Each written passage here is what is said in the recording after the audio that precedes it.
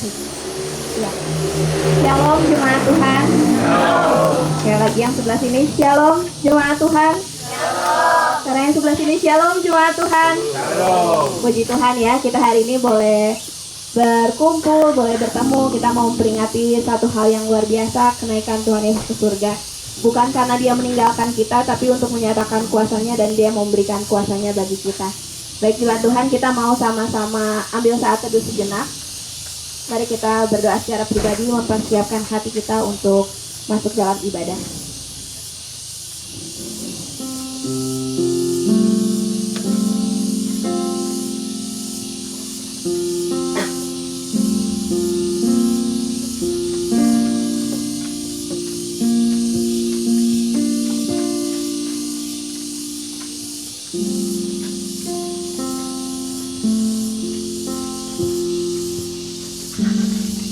Amin. Saya akan bacakan satu perikop Alkitab dari Kisah Para Rasul 1 ayat 6 sampai 8. Yesus terangkat ke surga. Maka bertanyalah mereka yang berkumpul di situ, Tuhan, maukah engkau pada masa ini memulihkan kerajaan bagi Israel? Jawabnya, engkau tidak perlu mengetahui masa dan waktu yang ditetapkan Bapa sendiri menurut kuasanya. Tetapi kamu akan menerima kuasa kalau Roh Kudus turun ke atas kamu, dan kamu akan menjadi saksiku di Yerusalem dan di seluruh Yudea dan Samaria dan sampai ke ujung bumi. Amin. Tuhan Yesus yang boleh memberikan kita kuasa, Dia yang akan memberikan kita kemenangan. Untuk itu kita mau angkat satu pujian, kita mau katakan lebih dari pemenang. Saya undang jemaat Tuhan untuk bangkit berdiri. Dan jemaat Tuhan untuk kita katakan lebih dari pemenang dalam segala perkara.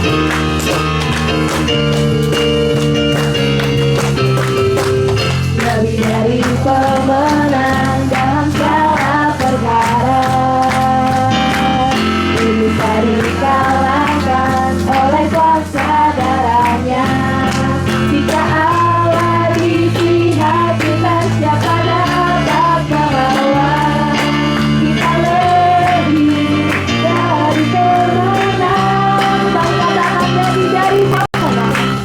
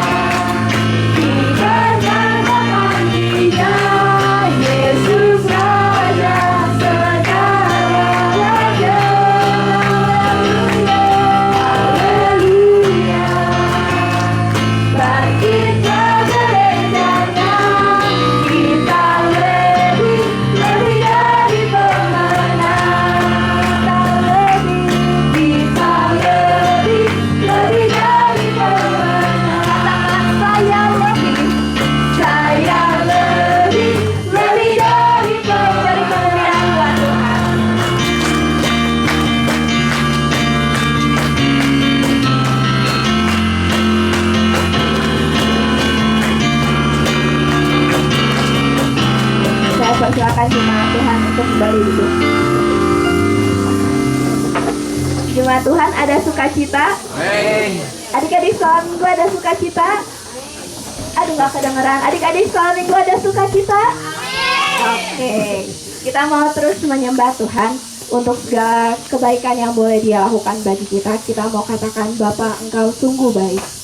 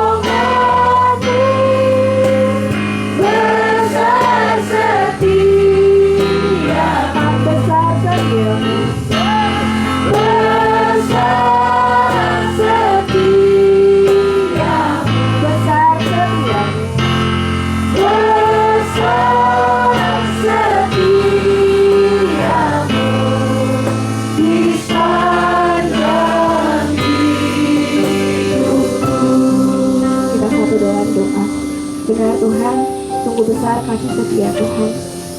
Sungguh baik Engkau dalam hidup kami. Bahkan apa yang tidak pernah kami pikirkan Engkau sediakan. Apa yang tidak pernah kami lihat tapi Engkau lakukan baik kami. Terima kasih Tuhan Yesus untuk setiap karya yang Tuhan boleh lakukan dalam hidup kami. Kau boleh menebus kami, Kau boleh bangkit, dan Kau boleh naik ke surga untuk mempersiapkan tempat bagi kami ya Bapa. Hari ini kami mau sama-sama bersuka cita. Hari ini kami mau sama-sama menyembah, memuji Allah kami yang hidup ya Bapa. Kami mau sama-sama datang di hadirat Tuhan mendengarkan firman-Mu. Biarlah Kau yang boleh menuntun ibadah ini dari awal, pertengahan hingga akhirnya. Semuanya hanya untuk mempermuliakan nama Tuhan. Kalau ada hal-hal yang tidak berkenan di hadapan-Mu ya Bapa, kiranya Engkau yang boleh menyucikan dan menguduskan, mengampuni kami akan setiap dosa dan kesalahan kami. Terima kasih Tuhan Yesus. Kami serahkan setiap ibadah ini hanya di dalam satu nama, Tuhan Yesus Kristus, Juru Selamat kami yang hidup. Haleluya. Amin. Firman Tuhan, kita mau sama-sama baca satu perikop firman Tuhan diambil dari Kisah Para Rasul yang pertama ayat yang ke-8. Kita baca secara bersama-sama. Ayatnya ada di buletin. Saya bacakan alamatnya terlebih dahulu. Kisah Para Rasul 1 ayat 8. 2, 3. Tetapi kamu akan menerima kuasa kalau Roh Kudus turun ke atas kamu, dan kamu akan menjadi saksiku di Yerusalem dan di seluruh Yudea dan Samaria sampai di ujung bumi. Amin. Janji yang luar biasa. Kita akan menerima kuasa dan kita akan dimampukan untuk menjadi saksi Tuhan, asalkan kita mau bersandar dalam kebenarannya. Untuk menjawab firman Tuhan pada hari ini, saya mengundang jemaat untuk bangkit berdiri. Kita akan menyanyikan satu pujian dari nyanyian Kemenangan Iman nomor 169, Sandar akan Perjanjian Hati.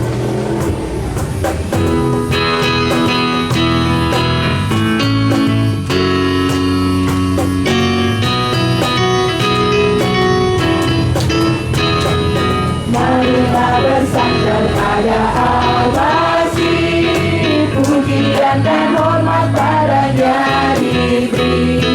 Oleh firman Allah kami terus menang, sambil harapkan perjanjian.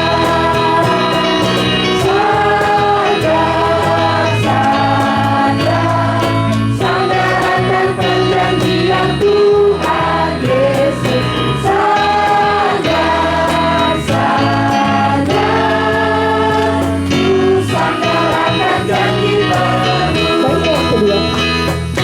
Pada salah orang adalah damai, kalau terus percaya akan janjinya. Sekarang marilah selamat yang firman, siapa yang berharap janjinya. Pekerjaan Tuhan dijalankan terus, sambil ku berharap janji melepas. Jagalah berdoa dan percayalah, kedatangan Tuhan hampirlah.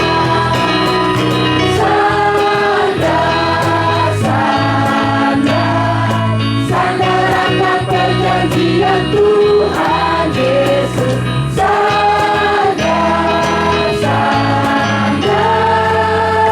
Ku sandar akan janji penebus.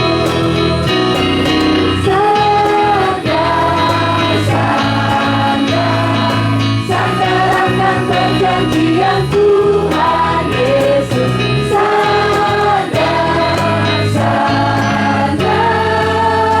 Ku sandar akan janji penebus. Sekarang kita akan sama-sama menyatakan pengakuan iman kita jemaat Tuhan. Mari kita katakan pengakuan iman. Aku percaya pada Allah Bapa yang Maha Kuasa, Hari-hari dan bumi, dan pada Yesus Kristus Anak yang tunggal Tuhan kita, yang dikandung daripada Roh Kudus, lahir dari anak darah Maria, yang menderita di bawah pemerintahan Pontius Pilatus, disalibkan, mati dan dikuburkan, turun ke dalam kerajaan maut, pada hari yang ketiga, bangkit pula dari antara orang mati, naik ke surga, duduk di sebelah kanan Allah, Bapa yang Maha Kuasa, dan akan datang berdasarkan untuk menghakimi orang yang hidup dan yang mati. Aku percaya pada Roh Kudus, Gereja yang kudus dan am, persekutuan orang kudus, pengampunan dosa, kebangkitan tubuh, dan dan hidup yang kekal. Amin. Jemaat Tuhan silakan untuk duduk kembali. Saat ini kita akan sama-sama mempersiapkan hati kita untuk masuk ke dalam firman Tuhan. Saya mengundang dua adik kita, Carolita dan Karen, untuk memberikan sebuah persembahan pujian.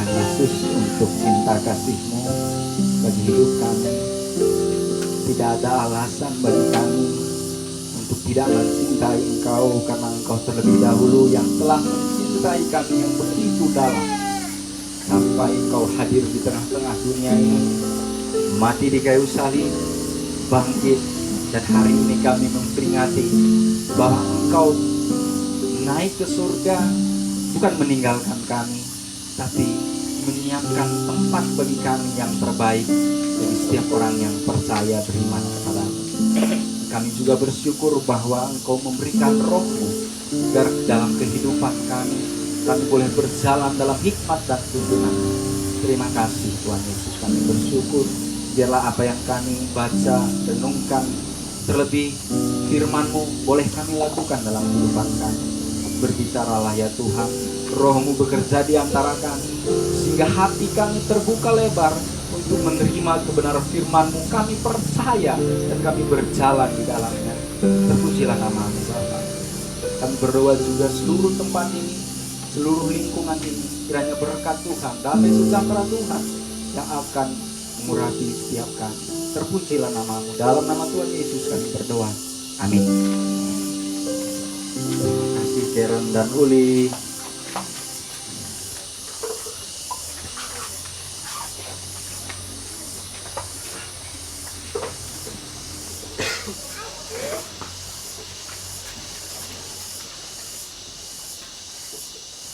Shalom Bapak Ibu. Shalom.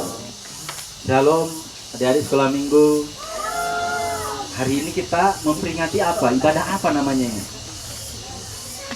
Kenaikan? Di mana Tuhan Yesus sekarang? Di surga.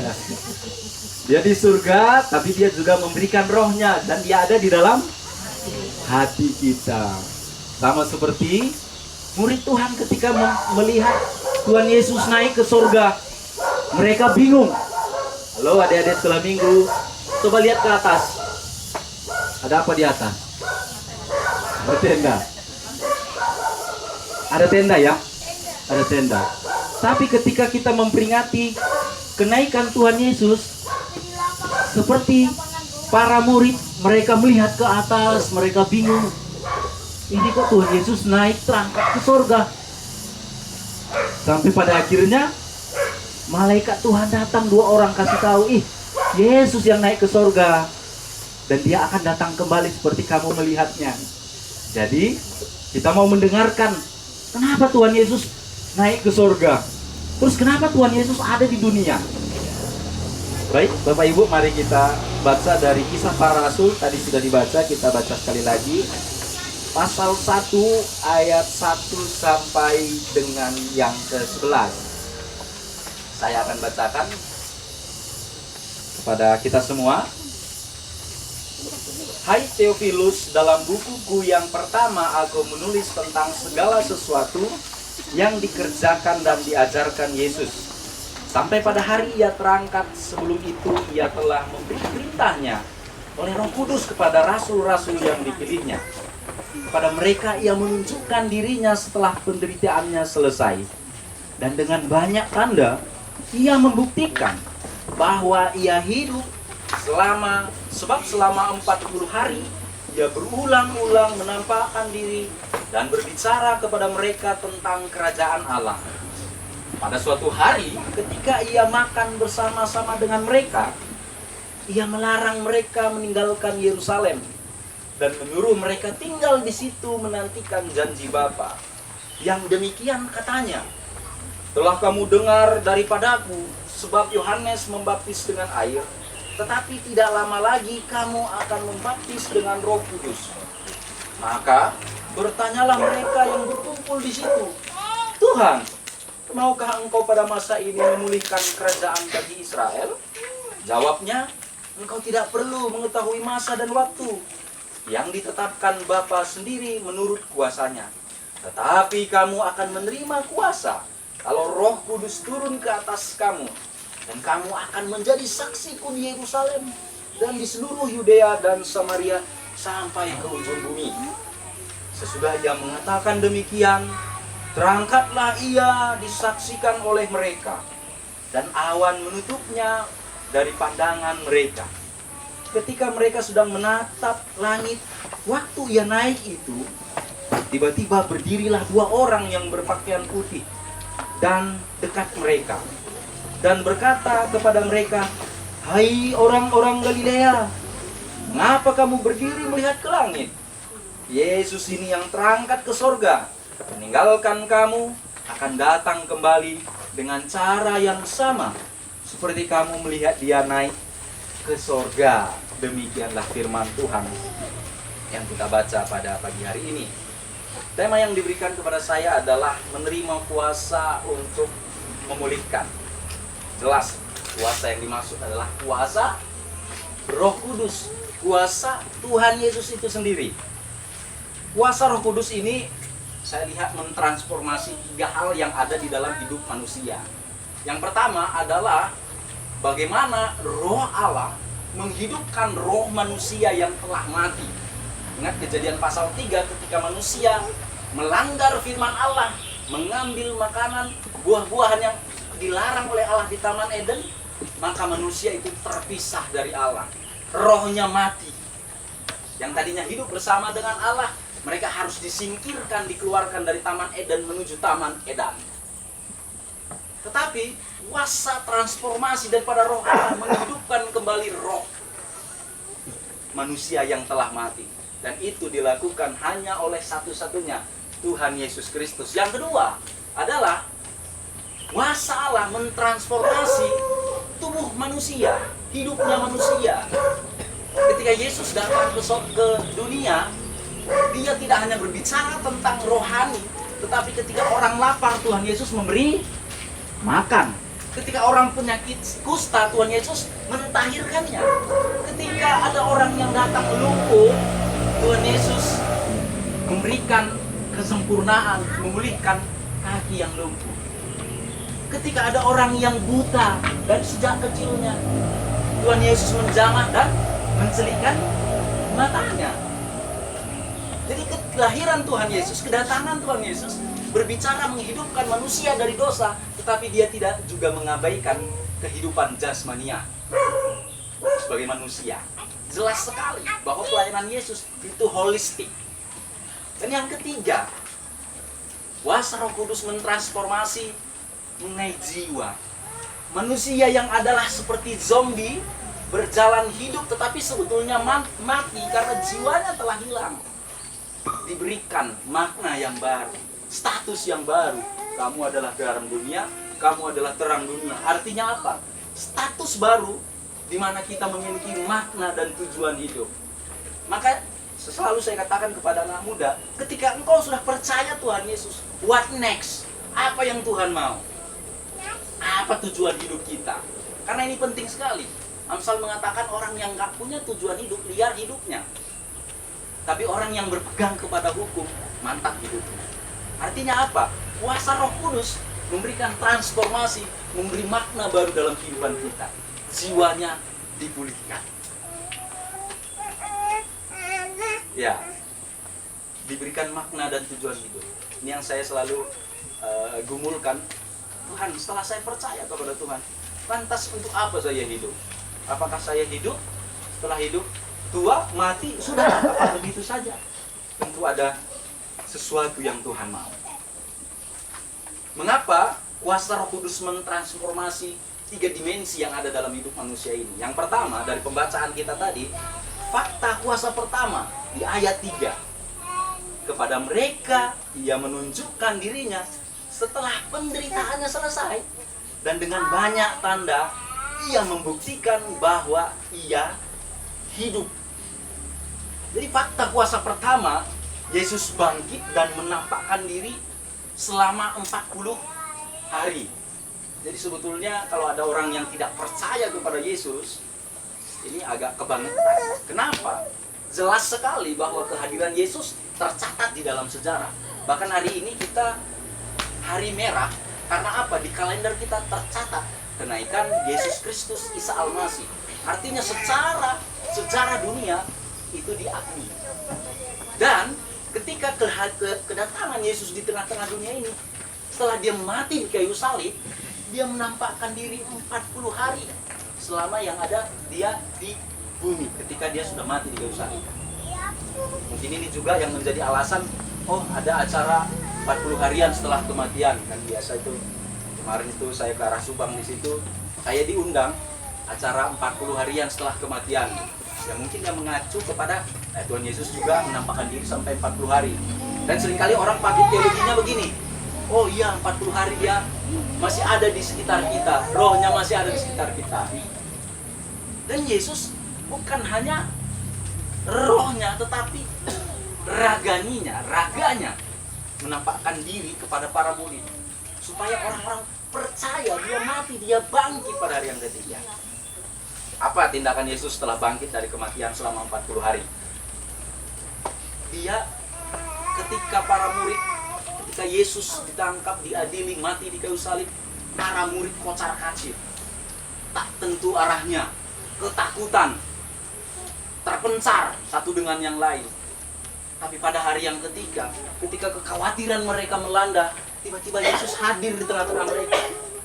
Yesus katakan, damai sejahtera bagimu. Jadi saya pikir ini Yesus tahu persis apa yang menjadi pergumulan, persoalan psikologisnya para murid. Ketika gurunya mati di kayu salib, mereka selama 3 hari itu saya pikir mereka ketakutan luar biasa. Tapi pada hari yang ketiga, tiba-tiba dalam kekhawatiran mereka, Yesus muncul dan mengatakan, damai sejahtera bagimu. Saya bayangkan ketika saya di sana, wah, begitu bergeloranya jiwa kita, jiwa saya. Ketakutan yang begitu parah, tiba-tiba Yesus datang, damai sejahtera bagimu. Itu lebih daripada sekedar saya dapat uang 1 miliar. Karena damai sejahtera itu tidak bisa diukur dalam uang. Banyak uang nggak damai sejahtera, percuma. Tapi damai sejahtera kalau banyak uang lebih mantap lagi. Kira-kira begitu kan? Bapak Ibu, dalam perjalanan kehidupan kekristenan kita juga ada begitu banyak kekhawatiran yang kita hadapi. Ada begitu banyak kegentaran yang kita hadapi. Tapi ketika Yesus katakan damai sejahtera bagimu. Kenapa damai sejahtera bagimu? Satu alasannya, Yesus bangkit. Bahkan Yesus naik. Dan Yesus menyiapkan tempat yang terbaik bagi kita. Mungkin kita khawatir, aduh KPR rumah saya belum lunas, suku bunga sudah naik. Dengarkan apa pesan firman Tuhan hari ini. Damai sejahtera bagimu. Mungkin pergumulan keluarga kita, kesehatan kita yang kita alami. Dengarkan firman Tuhan hari ini. Damai sejahtera bagimu. Itulah pesan Yesus ketika dia menampakkan diri kepada para murid. Dan itu juga pesan bagi kita hari ini. Damai sejahtera bagimu. Jadi saya bukan tidak peduli terhadap persoalan pergumulan hidup kita. Tapi saya lebih peduli damai sejahtera yang diberikan oleh Tuhan Yesus itu melampaui dari segala pergumulan dan persoalan kehidupan kita. Amin Bapak Ibu. Amin. Yang kedua, ketika Yesus melihat beberapa murid, ketika sudah menyampaikan damai sejahtera bagimu, masih ada orang yang belum percaya juga. Maka Yesus katakan, menunjukkan lukanya, dan rabalah aku. Rabalah aku. Karena apa? Thomas masih ragu terhadap Yesus ini, apakah benar Yesus atau hantunya Yesus. Maka dia katakan, rabalah aku. Artinya Yesus juga menerima kita apa adanya ketika kita masih ada 1%, 2%, 50% masih keraguan terhadap dia. Dia akan memberikan apa? Experiencing God, pengalaman bersama dengan Tuhan. Ini aku. Rabalah aku, datanglah kepadaku.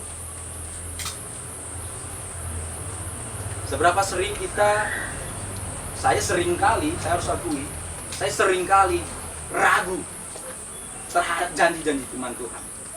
Saya sering kali khawatir terhadap masa depan hidup saya. Karena apa? Saya mendapati karena memang kurang percaya kepada apa yang dikatakan Tuhan Yesus. Karena memang kurang percaya apa yang disampaikan oleh firman Tuhan. Ketika Tuhan Yesus menampakkan diri selama 40 hari, yang ketiga dia juga mengajar, menjelaskan, ya memang Mesias harus menderita. Dan ini aku bangkit sebagai kesaksian bahwa aku yang mati karena penderitaan, karena dosa, aku yang sudah bangkit pada hari yang ketiga, ini aku. Jadi Allah dalam rupa Tuhan Yesus ingin sekali mau menjelaskan bahwa dosa kita sudah beres di kayu salib. Ketika Yesus katakan sudah selesai, dalam bahasa Yunaninya tetelestai, artinya lunas. Lunas dibayar dan sudah selesai karena penderitaan Sang Mesias itu. Dan dalam kesempatan lain juga, ketika beberapa murid juga belum percaya ini benar Yesus atau hantu, Yesus katakan, apakah ada makanan di antara kamu? Terus ada murid memberikan ikan kepada dia. Terus di depan mereka Tuhan Yesus makan ikan itu. Di kesempatan lain, di cerita lain mengatakan Yesus membuat panggangan ikan di tepi danau dan mengajak murid-muridnya, ayo kita makan. Saya pikir ini sesuatu yang sangat luar biasa. Karena apa? Untuk selalu dengan kesabarannya dia menjelaskan, aku benar-benar hidup. Bukan hantu yang kalian lihat, tapi aku adalah Mesias yang sudah menderita, mati di kayu salib dan bangkit, dan sekarang makan bersama-sama dengan kami. Jadi seringkali kita gagal paham terhadap Yesus. Saya mau pengakuan dosa ketika saya dikasih surat oleh Pemda Sumba Timur. Jadi ada 43 gereja daerah Sumba Timur itu berkumpul anak-anak mudanya. Terus saya dikasih surat, nanti ngisi ya di sana. Ini ada 4 sesi katanya. 4 sesi. Saya lagi tesis bagaimana? Saya nggak mungkin batalin saja. Dari Januari saya bilang nggak mau. Karena saya masih tesis. Nanti saya selesaikan sampai bulan 4 tesis saya, baru saya mau. Gitu. Sampai bulan 4 tesisnya nggak jalan-jalan juga. Saya sampai stres, ini gimana? Terus saya kontak lagi. Saya kayaknya nggak bisa. Karena apa? Mereka sudah katakan untuk tiket itu pulang pergi nggak bisa ya katanya. Aduh, bahaya lagi, bahaya berikutnya. Ya, terus bagaimana? Saya bilang, saya pun nggak ada uang. Saya bilang, ya kan kita punya Yesus katanya. Wah, kenapa pendeta yang bicara juga di sana? Saya bilang, ya sudah, kita punya Yesus, ya udah kita jalan dengan iman. 1 minggu kami sedikit agak cekcok juga dengan ini, karena kamu mau pergi, uangnya di mana? Di mana perginya gitu. Saya bilang, tapi saya nggak tahu lah. Di mana, terserah Tuhan lah. Kenapa? Saya juga pusing lah. Ini tesis nggak beres, ini juga ada pelayanan. Tapi saya hanya ikut apa yang Tuhan mau lah. Tapi tetap ada kekhawatiran yang besar sekali. Singkat ceritanya, akhirnya bisa pergi. Ketika pergi, saya juga bilang, pokoknya saya hantam. Jadi saya ngomong belak-belakan saja, karena nggak dibayar itu paling enak ngomongnya. Paling enak sekali. Tersinggung, saya juga nggak dibayar di sini. Kira-kira begitu. Sampai di sana pembukaan itu dibuka oleh wakil Bupati Sumba Timur. Setelah itu masuk sesi saya hantam memang menyangkut dengan kehidupan pemerintahan yang ya dosa struktural yang begitu luar biasa, mulai dari pusat sampai pemerintahan yang paling bawah harus bertobat. Dan malam terakhir di sesi KKR, ketika KKR saya selesai KKR, saya undang anak-anak muda ke depan. Saya buka mata, saya nggak ada yang maju. Saya bilang, salah tempat saya. Kenapa saya datang? Kacau ini. Udah mulai khawatir. Saya undang lagi teman-teman anak Tuhan, siapa yang mau memperbarui komitmennya, yang belum terima Tuhan Yesus, maju ke depan. Saya buka mata saya kedua kali, mampus saya sudah. Nggak ada satupun. Dipermalukan saya itu. Nggak ada satupun. Pendeta lah maju ke depan atau bagaimana gitu kan. Mungkin pendetanya juga takut. Sampai akhirnya terserah Tuhan. Saya hanya berdoa, Tuhan, mengalirlah kuasa Roh Kudus, tolong saya nggak percaya ini. Tolonglah dengan kemarahan hati saya ini, saya KKR, saya penyelamat, saya ingat persoalan saya. Akhirnya saya menangis. Saya buka mata, penuh di depan. Penuh di depan, padahal saya tadi nangis. Nangisnya karena apa? Saya bingung, besok saya pulang, tiket saya belum ada. Tapi itulah karya Tuhan. Ketika saya nangis, orang-orang di depan sudah pada nangis. Mungkin mereka nangis karena kuasa Roh Kudus, tapi saya menangis karena apa? Karena pergumulan. Saya sedih. Saya kehilangan sukacita damai sejahtera. Orang-orang di depan saya rasa diurapi oleh Tuhan, menerima kuasa Roh Kudus. Hanya saya sendiri yang tertinggal. Karena apa? Saya menangis karena apa? Ingat bagaimana besok saya pergi pulang nggak ada tiket.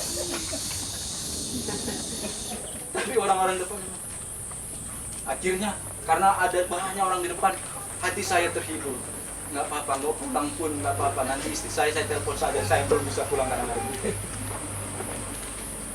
Akhirnya karena banyak yang harus dikonseling, selesai kami itu sekitar jam 1 malam. Setelah selesai jam 1 malam, pesawat itu hanya ada pagi-pagi setengah 7 dari Waingapu. Dan itu tidak ada lagi, hanya satu-satunya setiap hari. Ini kalau nggak beli, gimana saya pulang? Sedangkan saya sudah diwanti-wanti harus masuk kantor, karena saya sudah dapat ya saya kan banyak sekali persoalannya ya.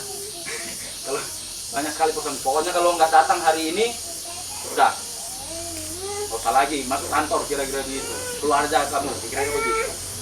Wah, saya deg-degan. Jam 1 akhirnya saya cek 4 juta. Bandung itu 4 juta. Aduh, tapi dalam hati, kalau Tuhan bisa menggerakkan orang-orang tadi memperbarui hidupnya, saya percaya tiket pun Tuhan akan tolong. Sampai jam 2 malam saya gelisah, nggak bisa tidur. Teman saya, karena kami berdua, dia bilang, Bang Reno bangun namanya, Ber, gimana tiket? Udah dibeli? Dia bilang, masih mahal bang, kita tunggu. Berapa mahalnya? 4 juta. Kita tunggu 1 jam lagi ya. Jam 3 saya cek, jadi 3 juta. Terus ayolah belilah, nanti nggak ada lagi, gimana kita pulang? Saya tunjukkan saldo saya, bang, saldo saya tinggal 2 juta. Gimana saya belinya? Ya, kenapa nggak bilang? Katanya. Udah beli, langsung ditransfernya. Saya pikir itulah cara Tuhan. Itulah cara Tuhan untuk memberikan damai sejahtera. Saya bilang, bang, kita memang dekat, tapi saya nggak mau, saya akan ganti itu. Udah terserah kan. Tinggal jalan saja kita pulang. Bapak Ibu, apa yang saya mau sampaikan hari ini? Seringkali dalam perjalanan apa yang Tuhan mau, banyak kekhawatiran. Saya harus akui itu. Banyak kegelisahan. Dan hebatnya, ketika saya pulang dari pelayanan itu, tesis saya sekarang masuk bab 3. Itu saya pikir semua karena kemurahan Tuhan. Jadi benar apa yang selalu dibilang oleh Pak Gembala. Carilah dulu kerajaan Allah dan kebenarannya, semuanya akan ditambahkan, termasuk tesismu, Beri, kira-kira begitu. Termasuk pergumulan-pergumulanmu. Tapi seringkali itu masuk kiri keluar kanan. Aduh. Kalau kerajaan Allah terus, bagaimana dengan kerajaanku? Kira-kira selalu begitu. Tapi justru itulah kasih karunia Tuhan. Yang berikutnya, seringkali Yesus selalu meneguhkan anak-anaknya dalam situasi-situasi yang tak terduga.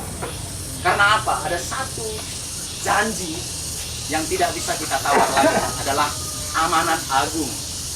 Dan ketika Yesus naik, dia menurunkan rohnya kepada kita. Dia memberikan penolong bagi kita. Dan Yesus memberkati para murid itu sebelum ia naik ke sorga.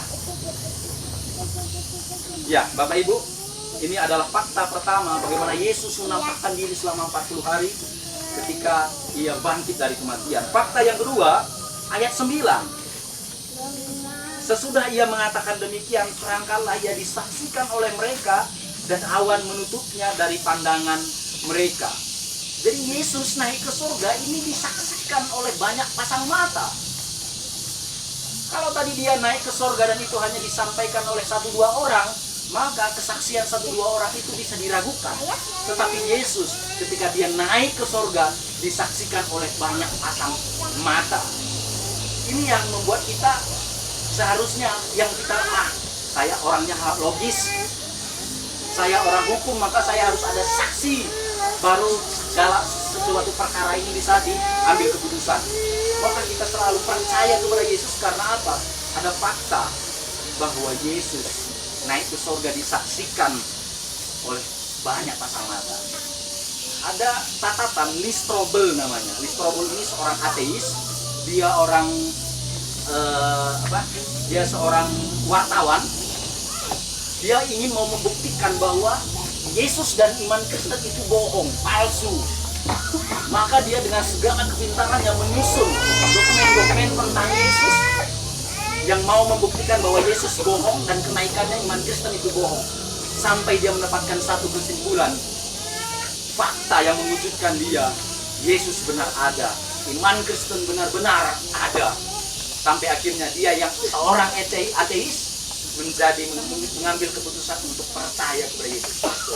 Itulah kisah seorang Lee Strobel. Karena tidak ada alasan secara logika untuk kita tidak percaya kepada Yesus Kristus. Fakta kuasa yang ketiga itu di ayat 10. Ketika mereka sedang menatap ke langit, Waktu ia naik itu, tiba-tiba berdirilah dua orang yang berpakaian putih dekat mereka. Ini adalah peneguhan dan konfirmasi dari dua orang yang berpakaian putih. Berpakaian putih, kalau saya baca di kisah lain itu dia dikatakan itu adalah malaikat. Peneguhan pagi-pagi pada orang yang menyaksikan Yesus naik ke sorga, diteguhkan oleh dua orang yang berpakaian putih. Kita sekarang lebih dari dua orang berpakaian putih kan? Ini menjadi komitmen kita bahwa tidak ada alasan bagi kita untuk tidak percaya, mempercayakan hidup kita sepenuhnya bagi Yesus. Yang ketiga, fakta yang ketiga adalah mengapa ini semua bisa terjadi. Sekali lagi saya katakan bahwa ini karena Roh Kudus. Kalau Roh Kudus turun, kalau kamu menerima kuasa, kalau Roh Kudus turun ke atas kamu, kamu akan menjadi saksiku di Yerusalem, di seluruh Yudea, Samaria, sampai ke ujung bumi. Yang terakhir, 3 makna kenaikan Tuhan Yesus yang mau saya sampaikan. Yang pertama adalah Tuhan Yesus naik ke sorga untuk menyediakan tempat bagi kita. Yohanes 14 ayat 2. Kemarin saya ngobrol-ngobrol dengan Bang Tino, ya, agak lucu. Dia bilang, kasihan juga ke Ibu Bontor ya. Dia bilang, tolong nanti kasih tahu Pak Purba cek-cek proyek saya yang di surga, kapling saya belum selesai katanya. Dia bilang, maksudnya bagaimana Bang? Ya, kapling saya belum selesai, saya kasih tahu sama Bu Bontor supaya Pak Purba ya sesekali cek-cek kapling di surga. Karena ketika mengalami penderitaan, ketika mengalami sakit penyakit, kesaksian Bang Tino itu, dia seperti sudah dibawa ke surga, tapi kayak melihat belum selesai, rumahnya belum selesai dibangun, sudah ada, belum selesai. Terus saya pikir, maksudnya gimana Bang Yati? Saya hanya berpikir begini, iman yuridis dinamis. Secara yuridis kita orang percaya pasti masuk surga, pasti. Tapi secara dinamis, apa yang kita lakukan di bumi ini menentukan hadiah apa yang kita dapat. Kira-kira begitu teologi saya setelah ngobrol gitu. Jadi apa yang kita lakukan, mahkota kehidupan itu pasti. Tapi kalau selengeannya gini, besar atau kecilnya rumah kita di surga, ya ditentukan juga lah seberapa baik kita di dunia ini. Bukan kebaikan kita yang akan membawa kita ke surga, tidak. Bukan itu poinnya. Tapi penting sebagai orang yang percaya, orang yang beriman, hidupnya dinamis dipimpin oleh Roh Kudus. Maka saya percaya Tuhan akan memberikan hadiah yang membuat kita bersyukur, bangga sekali. Tuhan Yesus menyediakan tempat bagi kita. Sekarang pertanyaannya, cek bagaimana kapling kita di sorga? Sudah selesai? Atau masih terbuat dari jerami? Kan itu kan akan ditentukan oleh pelayanan kita itu dibangun atas dasar jerami, kayu, atau emas. Mari kita cek seberapa baik sudah kekristenan kita. Maka kita berlomba-lomba untuk apa? Untuk menjadi orang Kristen yang baik.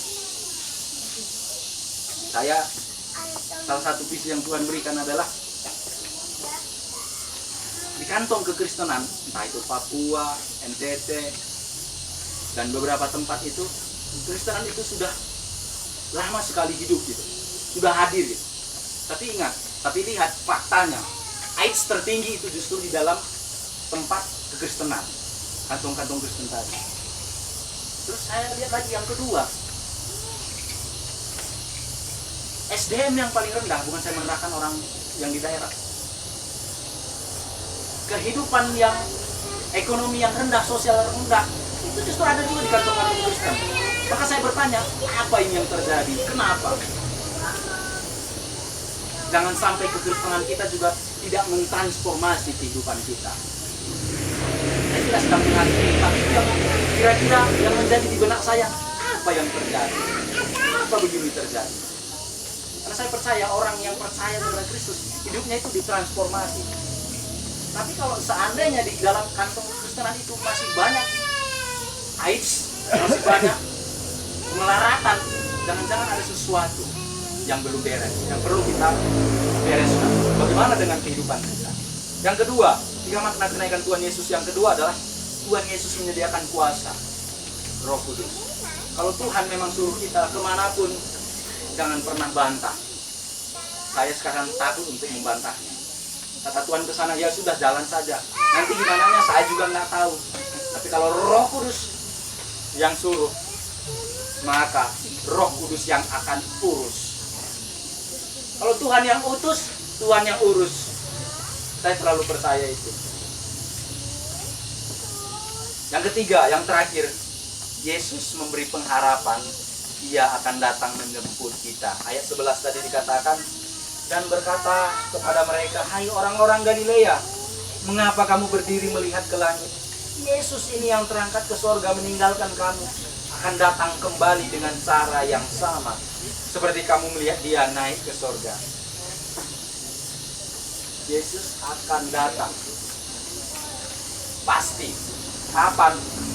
Kita tidak perlu tahu kapan waktunya itu. Tapi bagian kita adalah mempersiapkan hidup kita. Mau rela dipimpin oleh Roh Kudus yang seringkali pun tidak masuk akal, jalan saja. Yang penting yakin itu adalah panggilan Tuhan atau tidak. Itu panggilan Tuhan atau tidak. Terakhir, kesaksian saya ingat ini masih kuliah dulu di Tiranos. Jadi pergi motor saya dulu Astrea 800 dari Tiranos ke Sion. Setelah itu mau memberi persembahan, uang saya tinggal 50.000. Terus nggak mungkin kan kasih persembahan itu, tunggu, tukar dulu di dalam itu kan, nggak mungkin kan. Saya pikir, Tuhan kalau saya kasih ini gimana ya? Saya belum isi bensin. Kalau saya kasih ini, wah, pulang ke Tiranos gimana? Ini motor juga belum isi. Terus dalam hati, ya kamu kan bersikap persembahan sama Tuhan, kasih saja Tuhan. Enggak. Saya juga kan harus berhikmat, kasih persembahan sama Tuhan, uang saya tinggal satu-satunya. Ini bodoh namanya. Oh, masuk teologinya kan. Hikmat juga harus penting. Terus ada gerakan lagi, udah mau dekat. Persembahannya udah dekat, ini kasih atau tidak? Enggak lah, kasih. Enggak. Ada dua yang bertarung. Sampai ada akhirnya saya menyerah. Aduh, dengan berat hati, sekali lagi, berat hati saya. Udahlah, saya masukkan saja lah. Setelah itu saya menyesal. Namanya pengakuan dosa kan. Saya menyesal. Aduh, terus gimana? Saya kan tipenya nggak mau minta ya. Dari dulu saya nggak mau minta. Sungkan gitu. Nggak mau minta, tapi kalau ngasih saya terima. Pulang, aduh saya menyesal. Wah, menyesal. Saya berdosa Tuhan. Nggak boleh menyesal. Yang tadi suruh itu siapa? Terus saya ingat tadi siapa ya? Telinga kiri atau telinga kanan gitu kira-kira. Ya Roh Kudus tadi yang suruh. Ya sudah. Kalaupun nanti sampai di Ciwaruga saya dorong, nggak apa-apa Tuhan, saya dorong. Muncul sukacita. Terus Tuhan pasti berkati saya. Terus saya lihat namanya mahasiswa ya, nggak tahu yang dari Tiranos sering nggak saya. Nama mahasiswa, jemaat pulang. Jemaat ini ngaji bentar lagi sama saya ini. Tuhan gerakkan ya. Pulang, bukan. Terus pergi lagi yang satu. Masih yang ini nanti. Ternyata bukan juga. Terus saya lihat udah kosong gereja. Ini nggak ada yang ngasih nih ya, berarti ya. Nggak ada satupun yang digerakkan Roh Kudus ya, kira-kira gitu kan. Oh ya sudah Tuhan, saya pulang, nggak apa-apa. Pas saya mau selah motor, tiba-tiba ada klakson. Tin, tadi saya lagi cari ATM katanya. Sudah saya nggak usah saya sebutkan ya, pokoknya adalah orang. Karena saya percaya yang tadi pergi semua itu tadi karena memang mau cari ATM. Cari ATM, cuman hanya satu yang dapat ATM yang balik lagi. Tiba-tiba ini berkat 50.000, baliknya 500.000. Saya bilang, wah Tuhan, saya bilang. Di situ saya menangis, saya bilang, oh, ini ternyata. Tapi poinnya adalah ini tidak maksud untuk dari Tiranos ya. Jangan berharapkan iman seperti itu. Nanti kecewa kayak saya kecewa. Kalau seandainya nggak datang 500.000 itu pasti saya kecewa. Saya takut keluar dari Tiranos. Tapi itulah pengalaman sama Tuhan. Satu waktu terakhir Bang Bernard ketika dia masih di Kupang, saya berdoa, Tuhan kan panggil saya. Roh Kudus bilang, apapun yang kamu minta, Roh Kudus yang nanti ngasih tahu segala macam. Saya nggak mau ngasih tahu keluarga saya, nggak mau kasih tahu siapapun. Habis berkat saya Tuhan. Nggak ada. Saya berlutut, saya nangis segala macam. Tiba-tiba Bang Bernard SMS, Ber, sudah aku transfer ya katanya. Dulu masih SMS dulu. Wah, sebelum saya nggak ada kasih tahu dia kirim tuh. Saya berdoa menangis, Tuhan ini mujizat Tuhan segala macam. Tiba-tiba SMS masuk lagi. Ber, salah transfer, nggak ada. Tiba-tiba saya bilang, waduh, saya bilang. Terus ini saya bersyukur, akhirnya saya ngambek. Ah, ini Bang Bernard ngapain ini? Nge kasih PHP. Terus saya tadi saya udah bahagia, udah bersyukur. Terus bagaimana? Kesel. Ah, nggak boleh saya kesel, nggak boleh. Akhirnya saya berlutut lagi, Tuhan terima kasih segala macam. 5 menit kemudian dia bilang, udah masuk katanya. Ini adalah kalau memang Tuhan sudah utus, Tuhan yang urus. Kalau sudah Tuhan yang utus, Tuhan yang urus. Apa yang Tuhan taruh dalam hati Bapak Ibu? Kadang seringkali nggak masuk logika kita, malah bertentangan dengan apa yang kita pikirkan. Jalan saja. Mungkin juga ada banyak orang yang akan tidak suka, nggak apa-apa. Yang penting Tuhan suka. Yang penting Tuhan suka. Kalau Tuhan yang suruh, percaya saja Bapak Ibu. Percaya saja. Tuhan nanti akan balas semua. Mari kita berdoa. Tuhan Yesus, terima kasih. Bersyukur untuk hari ini. Kenaikan-Mu ke sorga. Dan Engkau memberikan kami Roh-Mu yang kudus. Melayakkan kami untuk berani melangkah dalam iman. Apapun yang menjadi pergumulan hidup kami, apapun yang menjadi keraguan kami, mampukan kami, tolong kami yang tidak percaya ini, supaya kami betul-betul mempersembahkan hidup kami ke dalam tangan-Mu. Terima kasih untuk hidup yang kekal, rumah yang kekal yang Tuhan sediakan. Dan terima kasih karena Engkau akan dan pasti akan menjemput kami, memberikan tempat bagi kami yang terbaik. Dunia ini hanya sementara, tapi kekekalan Tuhan sudah siapkan bagi kami. Kami bersyukur untuk semua pertolongan-Mu dalam nama Tuhan Yesus kami berdoa. Amin. Saya serahkan kembali kepada Yesus.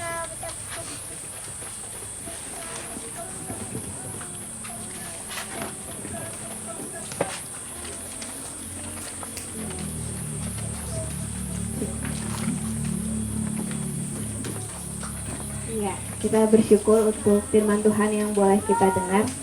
Hari ini quotes-nya, kalau Tuhan yang utus, Tuhan yang betul, Tuhan yang utus, Tuhan yang urus. Luar biasa ya, Tuhan yang akan berikan kita kuasa. Untuk itu kita mau sama-sama memberikan yang terbaik juga bagi Tuhan. Kita mau mengumpulkan persembahan. Kantong persembahan akan diedarkan oleh Asyir. Sambil persembahan dijalankan, kita mau sama-sama angkat pujian Tak Berubah Selamanya.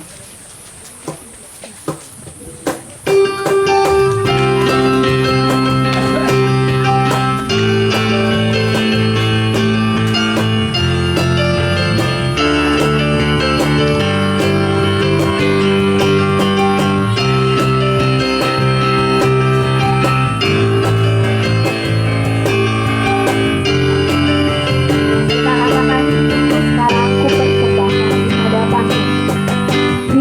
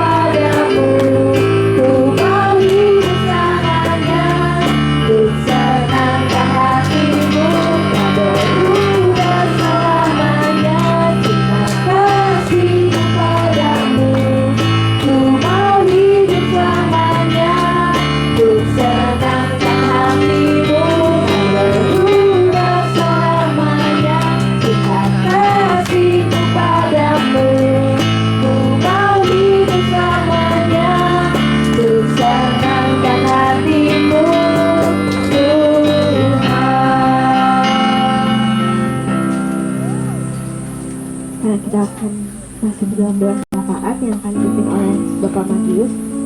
Sebelumnya kita angkat satu pujian dari nyanyian Keras Iman nomor 131, Tuhan Jadi Pemimpinku.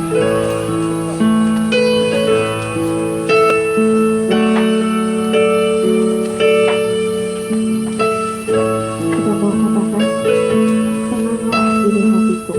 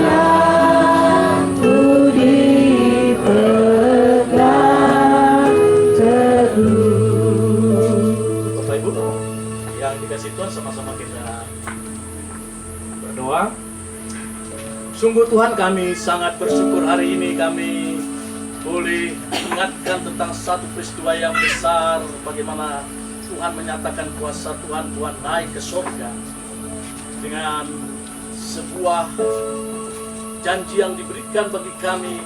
Jikalau roh itu turun dan hinggap dan hadir dalam hidup kami, maka Tuhan boleh memakai kami untuk menjadi saksi Tuhan. Dan itu Tuhan telah nyatakan bagaimana anak-anak Tuhan, orang-orang percaya, mereka boleh Tuhan pakai untuk menjadi saksi Tuhan, memberitakan Injil sampai ke seluruh muka bumi. Terima kasih Tuhan. Biarlah kuasa daripada Roh Kudus juga boleh memperbarui kami, mengubah kami, sehingga kami boleh merasakan sebuah kemenangan dan pembaruan hidup. Dan kami boleh ditransformasi pikiran, hati, dan jiwa kami dan perilaku kami, sehingga kami boleh dinyatakan sebagai saksi Tuhan. Sungguh kami bersyukur akan semua berkat-berkat Tuhan yang telah kami dapatkan di dalam janji-janji Tuhan yang begitu indah dan luar biasa. Janji-Mu penuh dengan kekuasaan. Biarlah kami terus memiliki sebuah keyakinan yang teguh bagaimana Tuhan telah menyatakan janji-janji itu dan telah membuat janji-janji itu menjadi kemenangan bagi kami. Biarlah kenaikan-Mu hari ini memberikan pengharapan kami yang penuh bahwasannya Engkau adalah Allah yang berkuasa dan Engkau akan datang kembali untuk menjemput kami sebagai saleh-saleh Tuhan. Terima kasih Tuhan. Kami tahu dalam kami menjalani kehidupan ini ada banyak pergumulan, ada banyak persoalan. Tapi janji kemenangan dan pertolongan dan penyertaan Roh Kudus itu membuat kami terus memiliki kemenangan demi kemenangan.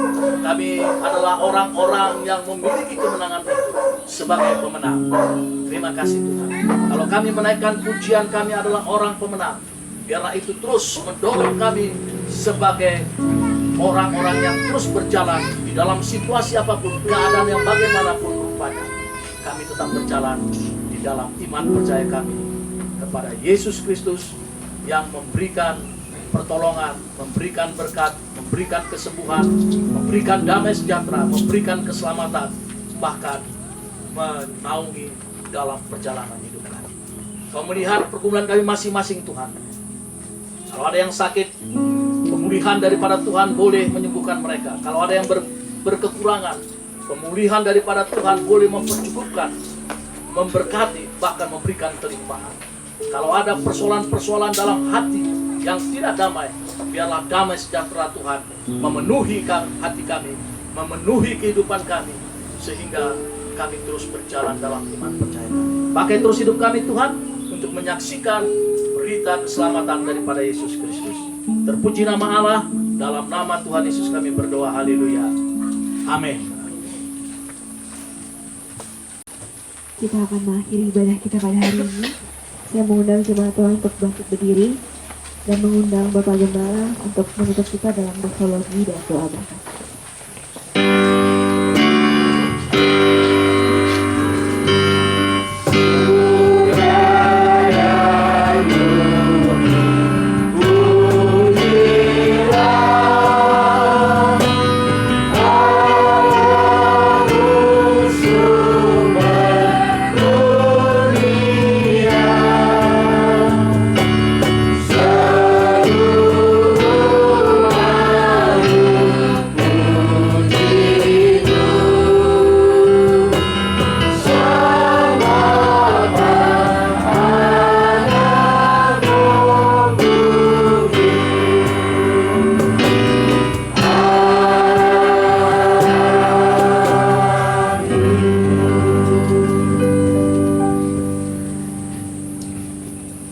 Sebelum doa berkat dalam peringatan hari kenaikan Tuhan Yesus, mari kita terlebih dahulu merefleksikan firman Tuhan tadi.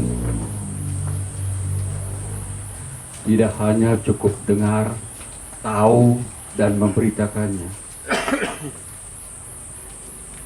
tapi harus melakukannya. Firman telah menyatakan kepada kita bahwa kalau kita tidak mendengar firman dengan baik dan melakukannya dengan setia,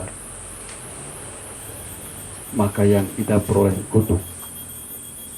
Tapi kutuk yang kita berikan yang akan terjadi bukan kita masuk neraka yang sudah kita dengarkan dari firman Tuhan, tapi kehidupan kita khawatir, takut, kecewa. Itu kutuk. Oleh karena itu, mari kita terlebih dahulu saudara-saudara dan mengadakan kembali komitmen kita, janji kepada Tuhan, supaya mulai hari ini kita akan meningkatkan ketaatan kita untuk melakukan apa yang diperintahkan oleh Tuhan. Karena kalau kita tidak melakukan perintah Tuhan, walaupun pendeta ratusan kali memberkati kita, Tidak ada dapat kita berkati. Memang kalau sudah ada Yesus dalam hati, jamin di surga. Saya sudah tidak dengar firman itu dengan jelas. Itu yang saya renungkan tadi itu. Dan Roh Kudus yang menggerakkan kita untuk mengadakan kita merekspresikan firman Tuhan. Karena di dalam Ulangan pasal 28, Allah berjanji berkata kepada bangsa Israel, jikalau engkau mendengarkan firman-Ku dengan setia dan melakukannya dengan sungguh-sungguh, maka berkat ini akan datang kepadamu. Berkatilah engkau dari seluruh bangsa di dunia ini. Berkatilah engkau waktu kamu lahir, waktu kamu pulang. Berkatilah engkau di pekerjaanmu, anak-anakmu. Tuhan akan menjadikan engkau kepala, bukan menjadi ekor.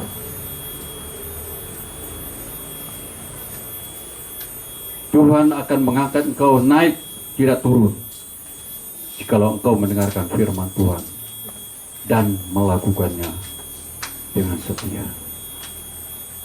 Tadi kita sudah ditantang oleh firman Tuhan, harus melakukan firman. Tadi Bapak Peri sudah nyata kesaksian tadi ya, dengan melakukan firman Tuhan harus berani berkorban. Tanpa kita mau berkorban, tidak bisa kita diberkati oleh Tuhan. Karena Tuhan sudah menyatakan hukumnya, apa yang engkau tabur, itu yang engkau tuai. Kalau kita tidak mau menabur, hanya mau menuai saja, kita akan menuai padi yang hampa, sehingga tetap hidup dalam kekhawatiran dan kekurangan. Mereka itu mari saudaraku, berjanji terlebih dahulu, mengakui kesalahan-kesalahan saudara. Ya, harus berani. Ya, termasuk soal keuangan, tadi sudah disaksikan jelas ya. Tuhan jamin kalau kita berani memberi. Kita bersyukur punya gubernur yang baru, Pak Dedi ya. Dia juga sudah mengatakan Jawa Barat hanya kelemahannya adalah hanya membuka tangan, tidak mau menolong, selalu mau dapat berkat saja. Jadi membuat orang malas, itu membuat orang demonstrasi, itu membuat yang frustrasi kalau tidak diberi. Karena Tuhan menyuruh kita untuk memberi supaya kita diberi. Renungkan ini saudara. Jadi jangan tahan, walaupun uang tinggal sedikit tadi. Saya juga sudah alami beberapa kali seperti itu, dan Tuhan tidak pernah permalukan. Karena saudara, jika ada di antara kita di sini yang merasa kesulitan terus, kekurangan, apalagi sudah punya banyak hutang, salah satu segi karena saudara tidak menabur, ingin menuai tapi tidak menabur. Berjanjilah, bertekadlah. Firman mengatakan, berilah maka engkau akan diberi, akan berluber. Demikian firman Tuhan. Mengapa harus demikian? Tuhan nyuruh cari dahulu kerajaan Allah dan kebenarannya, maka semuanya akan ditambahkan kepadamu. Yang kita perlu cari kerajaan Allah bukan uang, bukan harta. Mengapa? Karena janji Tuhan tadi juga, sebagaimana dia naik ke surga, dia akan datang kembali, kelihatan. Dan selanjutnya kalau dia datang kembali, maupun saudara mempunyai berlian sekilo, gak bisa menolong saudara. Walaupun punya rumah yang mewah, mobil yang mewah, kedudukan yang tinggi, akan segera lenyap dan kedatangannya tidak diketahui. Tuhan mengatakan seperti pencuri, tiba-tiba dia akan datang. Mari jemaat di Vision. Saya lihat laporan keuangan kas kita sangat minim. Tapi di samping ada, saya bersyukur juga. Memang kas gereja tidak boleh banyak, karena berarti tidak dipakai buat kerajaan surga. Ya. Tapi apakah minim itu karena banyak jemaat tidak mau mempersembahkan hidupnya atau hartanya atau uang? Saudara, masih terikat terus dalam hutang. Ini jawaban hari ini. Bayar, tekad supaya sudah diberkati dengan luar biasa. Berkat Tuhan yang luar biasa adalah sukacita, bukan hartanya. Tadi sudah kita dengar firman Tuhan. Sukacita di tengah-tengah gelombang badai yang dahsyat, kita sukacita. Dan saya juga sudah bersaksi kepada saudara, waktu saya di Danau Toba, diajak Tuhan, saya naik jet ski,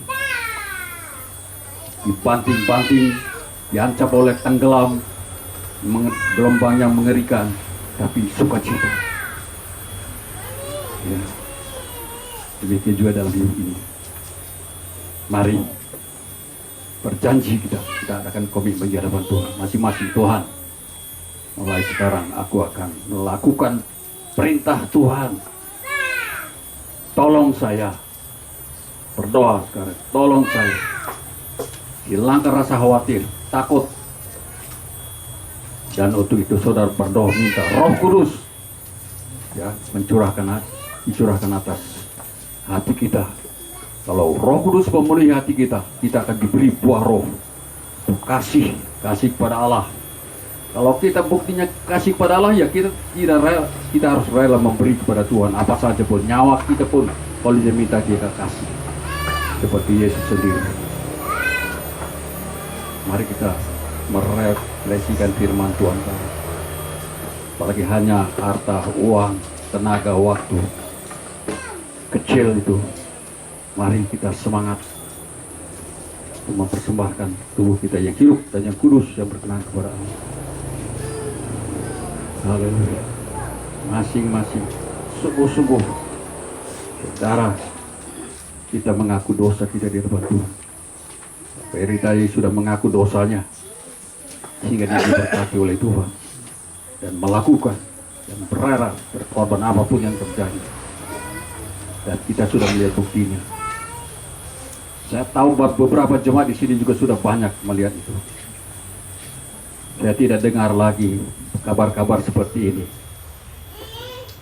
Kalau keluar misalnya proposal, ada yang bersungut-sungut, uang lagi. Itu salah, yang membuat saudara kehilangan berkat, kehilangan sukacita. Kalau ada kita kasih, kalau kita nggak digerakkan oleh Tuhan, jangan dikasih, jangan kita komentari. Kalau kita komentari, kita sendiri yang rugi. Lalu berdoa. Ya, dapat Tuhan Yesus, kami bersyukur pada hari peringatan kenaikan Tuhan Yesus ke surga. Tuhan mengingatkan kami kembali firman Tuhan dan merefleksikannya pada saat ini, sehingga firman Tuhan itu akan melakukan apa yang merupakan tugasnya, dan firman Tuhan bermanfaat untuk mengajar. Kami sudah diajar firman Tuhan, biarlah kami melakukannya. Firman Tuhan memperbaiki kelakuan.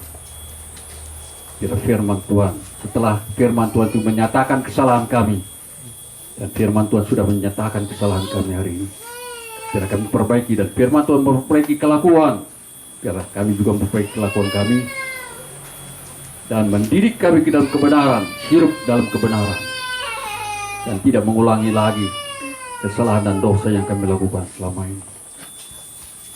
Untuk itu curahkanlah Roh Kudus bagi jemaat di Vision ini Tuhan. Penuhilah hati kami dengan Roh Kudus, karena Roh Kudus akan memberikan kami buah roh, yaitu kasih, sukacita, damai sejahtera, penguasaan diri, kesabaran, kelemah lembutan.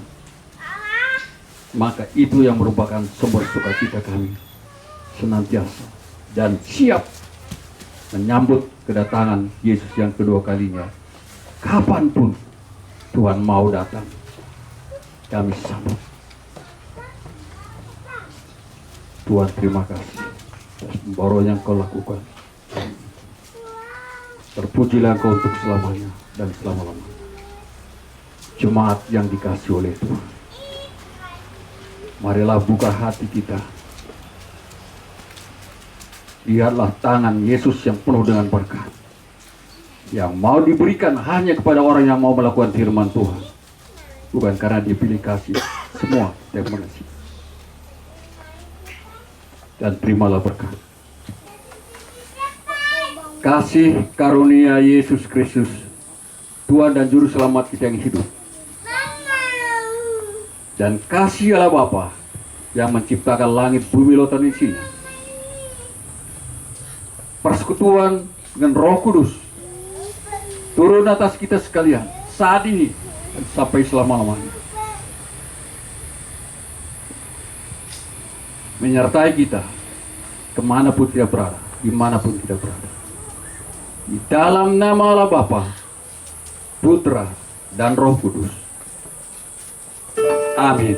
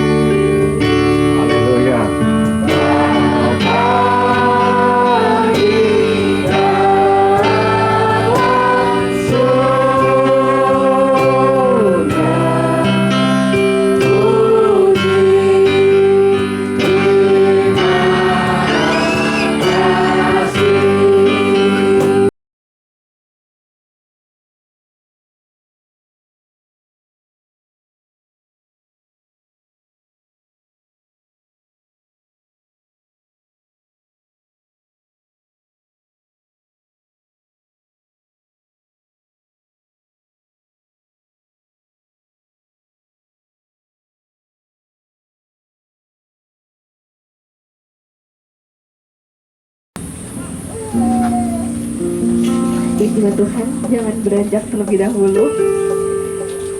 Hari ini kita juga akan merayakan perayaan HUT Jemaat di bulan Mei. Bagi jemaat Tuhan yang akan saya sebutkan, boleh maju ke depan. Ya. Sebelumnya, para pembawa tumpeng kami persilahkan. Dibawa dengan kehati-hatian karena tumpeng ini merupakan kolaborasi dengan kawan ya. Buat spesial untuk perayaan bulan Mei. Oke, silakan Kakak Michelle, ada siapa aja? Yang pertama, tanggal 2 Mei ada Bapak Alvin. Hore, Bapak Alvin tidak ada. Yang kedua, tanggal 4 Mei ada Kakak Esther Denia. Kakak Esther tidak ada. Tanggal 5 ada Ibu Mariani. Ibu Mariani tanggal 5 Mei. Tanggal 6 ada Ibu Eti. Ibu Eti. Ibu Eti.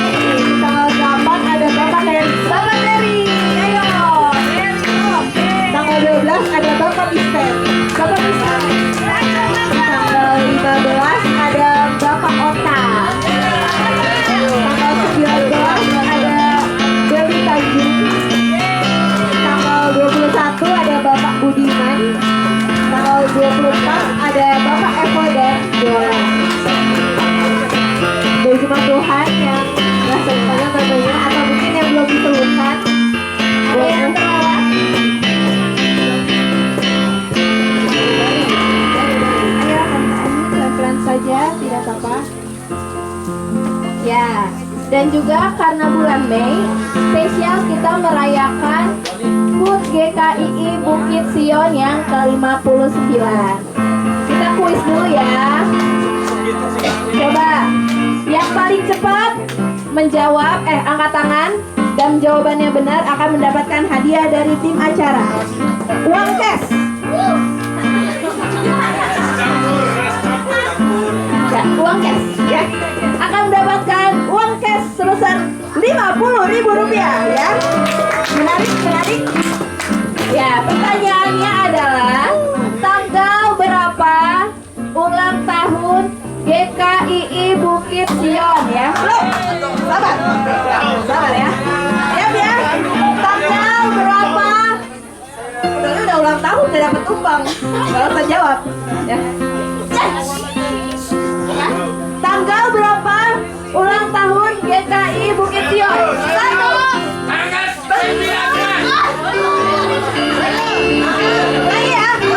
Tanggal berapa ulang tahun GKII Bukit Sion? Angkat tangan dulu ya. 1. Bang Bandung. 1,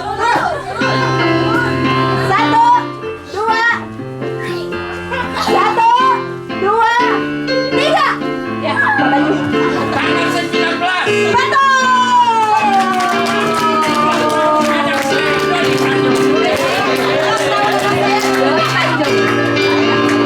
Oke, untuk itu saya undang Bapak Gembala Sidang.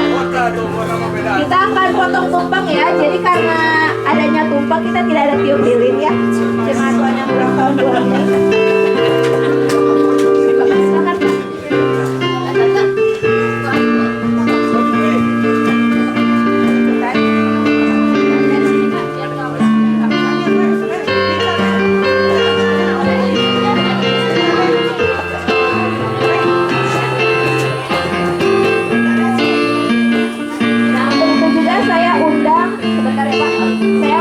Perwakilan dari jemaat. Ini infonya, katanya jemaat yang paling tua yang hadir di hari ini ya. Jadi saya undang Opung Doli Cantika untuk menjadi perwakilan menerima tumpeng dari Bapak Gembala Sidang sebagai perwakilan jemaat yang tua betul ya. Ayo Bu. Itu yang menandakan. Kalau tidak ada itu tidak. Ya,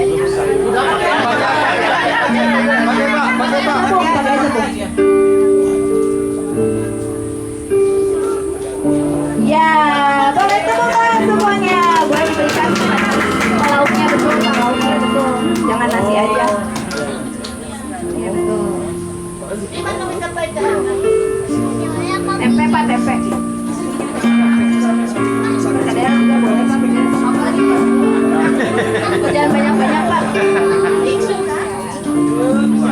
Yang mewakili jemaat Bukit Sion, selamat ulang tahun untuk kita semua.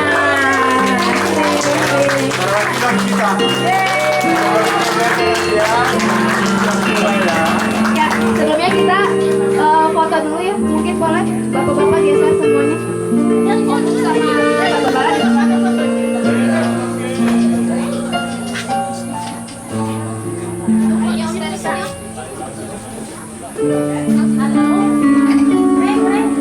Oke, silakan kakaknya.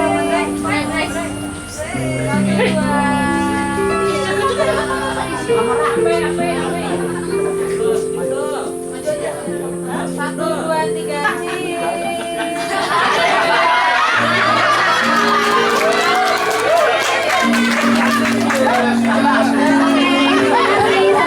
boleh kembali nanti kita ketemunya kan bagi-bagi ya. Salam dulu. Biarin aja di situ di depan. Ya baik jemaat Tuhan, kita sebelum beranjak kita mau sekaligus mendoakan anak-anak Tuhan yang boleh berulang tahun dan juga doa makan akan dipimpin oleh Bapak Gembala Sidang. Ya. Kita berdua di sini. Mantap. Ya, mari kita siapkan lagi hati kita, berdoa dengan sungguh-sungguh ya. Jangan doa biasa aja ya. Kalau berdoa itu kan berbicara dengan Tuhan.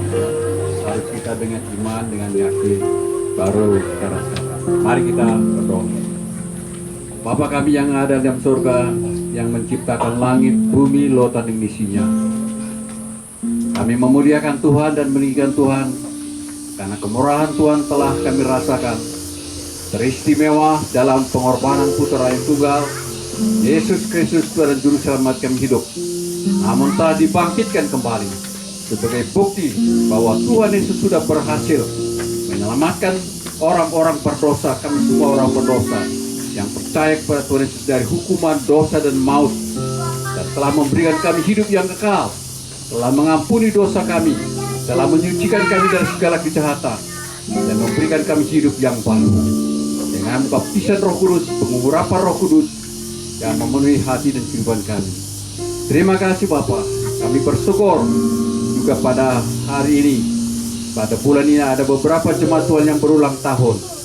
Tuhan, Kau yang memberikan umur bagi kami.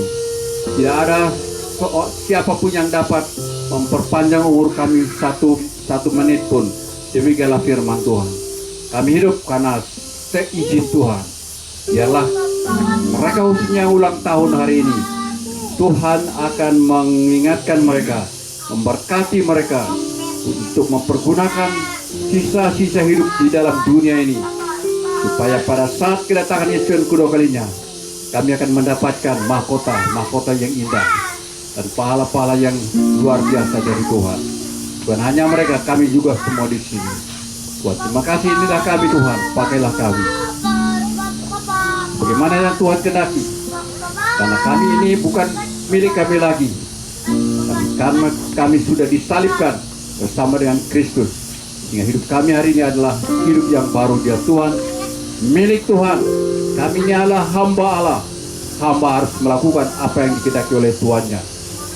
Kami adalah murid Tuhan Yesus, harus mentaati guru kami supaya kami naik kelas terus dan lulus dan dipermuliakan. Tuhan, terima kasih. Kami bersyukur ada berkat Tuhan atas makanan dan minuman yang sudah tersedia. Biarlah Tuhan juga menguduskan dan menyucikan ini semua, supaya memberikan kami kekuatan baru, kesehatan yang baru, sukacita yang baru, dan pakai hidup kami Tuhan, agar berkat ini tidak menjadi sia-sia. Berkati jugalah mereka yang belum mempunyai makanan. Berkati masyarakat Cianjur ini, supaya mereka selalu merasakan kasih Tuhan melalui sajian hidup kami di sini, dan pada suatu saat mereka juga boleh percaya.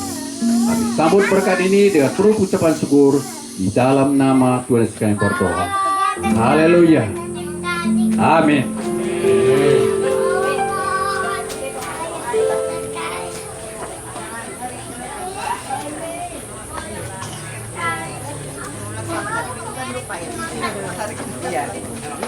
Ya, baik Bapak Ibu, rangkaian ibadah kita telah selesai. Kita sekarang agendanya akan makan siang.